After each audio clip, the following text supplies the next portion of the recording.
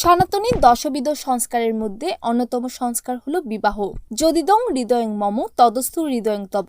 বিবাহের এই শুভ মন্ত্র উচ্চারণের মাধ্যমে ৩রা আগস্ট রবিবার রাতে চট্টগ্রাম নগরীর ১৬ শহর লোকনাথ মন্দিরে প্রজাপতি ব্রহ্মা ও পরমেশ্বর প্রাণগোবিন্দের আশীর্বাদ নিয়ে শুভ লগ্নে অগ্নি দেবতাকে সাক্ষী রেখে শাখা, সিঁদুর ও চন্দনের পবিত্রতায় সনাতনী সানাইয়ের সুরে বৈদিক নিয়ম মেনে গাঁটছড়া বাঁধেন দুর্জয় বিশ্বাস চানু ও স্মৃতি বিশ্বাস দম্পতি। বৈদিক বিবাহ হলো এমন একটি বিবাহ পদ্ধতি যার মাধ্যমে বৈদিক যজ্ঞ এবং বেদ মন্ত্র পাঠের মাধ্যমে স্বামী স্ত্রীর মধ্যে দাম্পত্য সম্পর্ক স্থাপিত করা হয়। কালের পরিক্রমা ও আধুনিকতার ছোঁয়ায় দিন দিন হারিয়ে যাচ্ছে সনাতনী সংস্কৃতি মন্দির ভিত্তিক বৈদিক বিবাহ পদ্ধতি। তবে সনাতনী সম্প্রদায়ের ঐতিহ্যকে ধরে রাখতে বর্তমান সময়ে বৈদিক বিবাহ শাস্ত্রীয় নিয়মে মন্দির ভিত্তিক বিবাহকে যুব সমাজের মাঝে তুলে ধরার চেষ্টা করছেন কিছু কিছু নবদম্পতি। আধুনিকতার নামে কমিউনিটি সেন্টারে বিয়ে প্রথা বাদ দিয়ে বৈদিক নিয়মে মন্দির ভিত্তিক বিবাহের প্রচলন শুরু করার আহ্বান জানান সনাতনী সুশীল সমাজের নেতৃবৃন্দ।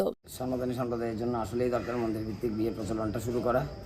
তো আমি যেরকম করেছি, আমি আশা করবো ভবিষ্যতে আগামী প্রজন্ম এই পদ্ধতিটা অনুসরণ করে আসবে। এটা করলে আমরা সনাতন সম্প্রদায়ের অনেক উপকৃত হব। কারণ কেননা মন্দির ভিত্তিক বিয়ের কার্যক্রমগুলোতে হয়তো দেখা গেল আমাদের মন্দির এবং মন্দিরের নানা কার্যক্রমে আমরা উন্নয়নের সাধিত করতে পারবো এবং নিজেদেরকে কন্ট্রিবিউট করতে পারবো। এবং সেক্ষেত্রে আমি যে প্রচলনটা কথা বলবো, শুধু তাই নয়, মন্দির ভিত্তিক সকল কার্যক্রম মন্দির ভিত্তিক হোক সনাতন সম্প্রদায়ের জন্য সেই শুভকামনাই করি। এবং আমি আমার দাম্পত্য জীবন এই মন্দির ভিত্তিক বিবাহ থেকেই শুরু করবো। ডেস্ক নিউজ, সনাতন টিভি, চট্টগ্রাম।